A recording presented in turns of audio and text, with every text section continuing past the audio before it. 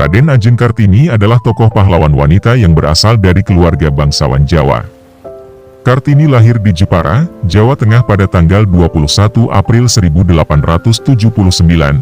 Ayahnya bernama Raden Mas Adipati Aryo Sosroningrat serta ibunya bernama Emangasirah. Ayah Kartini merupakan seorang patih yang kemudian diangkat menjadi Bupati Jepara saat setelah Kartini dilahirkan. Kartini merupakan anak kelima dari 11 bersaudara dan merupakan anak perempuan tertua. Salah satu saudaranya yang cukup terkenal adalah Sosro Kartono yang merupakan intelektual di bidang bahasa. Saat berusia 12 tahun, Kartini diperbolehkan bersekolah di LS, Europese Lagere School, untuk belajar bahasa Belanda. Akan tetapi, setelahnya ia diharuskan untuk tinggal di rumah karena sudah memasuki masa pingitan. Pingitan merupakan salah satu tradisi Jawa yang harus dijalankan oleh pengantin wanita. Selama berada di rumah, Kartini mulai belajar sendiri dan menulis surat kepada teman-teman korespondensinya yang berasal dari Belanda, salah satunya yaitu Rosa Abendanon. Kartini kemudian tertarik dengan kemajuan cara berpikir perempuan Eropa dan timbul keinginannya untuk ikut memajukan perempuan pribumi yang masih berstatus rendah pada saat itu. Selanjutnya, pada tanggal 12 November 1903, Kartini akhirnya menikah dengan seorang Bupati Rembang yang bernama KRM Adipati Aryo Singgih Jojo Adhiningrat. Sang suami sangat mendukung penuh mimpi-mimpi Kartini. Salah satunya yaitu keinginan untuk membangun sebuah sekolah khusus wanita di sebelah timur pintu gerbang kantor Bupati Rembang. Pada tanggal 13 September 1904, keduanya kemudian dikaruniai seorang bayi laki-laki yang diberi nama Soesalit Jojo Adiningrat. Namun, 4 hari setelah melahirkan, Kartini menghembuskan nafas terakhirnya pada tanggal 17 September 1904. Ia kemudian dimakamkan di Desa Bulu, Kecamatan Bulu, Rembang. Pemikiran-pemikiran era Kartini dalam memperjuangkan emansipasi wanita, pemikiran-pemikiran Kartini tentang keadaan dan harapan untuk meningkatkan derajat kaum wanita Indonesia selalu ia tuangkan dalam sebuah surat. Surat-surat ini ia tujukan kepada teman-temannya yang berada di Eropa untuk saling bertukar pikiran tentang keadaan kaum wanita di masing-masing negara. Berikut penjelasan mengenai pemikiran-pemikiran era Kartini dalam memperjuangkan emansipasi wanita pribumi.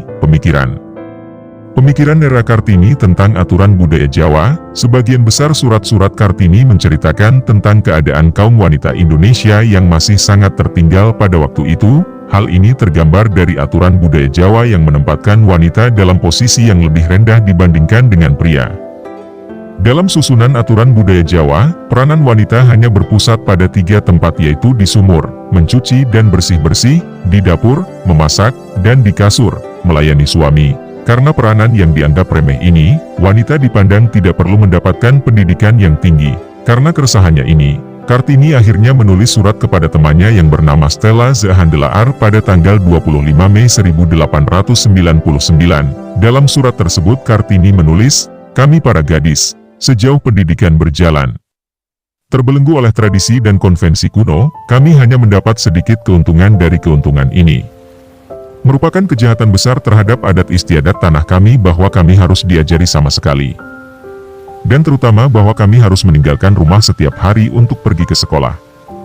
Karena kebiasaan negara kita melarang gadis-gadis dengan cara yang paling kuat untuk pergi keluar rumah." Pemikiran-pemikiran era Kartini untuk menjadi wanita maju melalui pendidikan yang tinggi. Dalam surat yang ditulis oleh Kartini, ia juga mengungkapkan bahwa dirinya ingin menjadi wanita yang maju seperti wanita Eropa dan perlu meminta pertolongan kepada Stella Zahandelaar.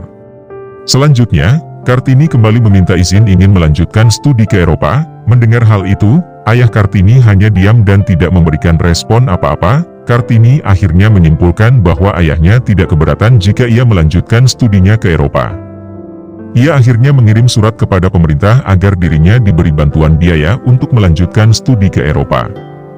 Namun surat ini baru direspon setelah 2 tahun lamanya. Pemerintah bersedia untuk memberikan bantuan biaya sebesar 4.800 gulden.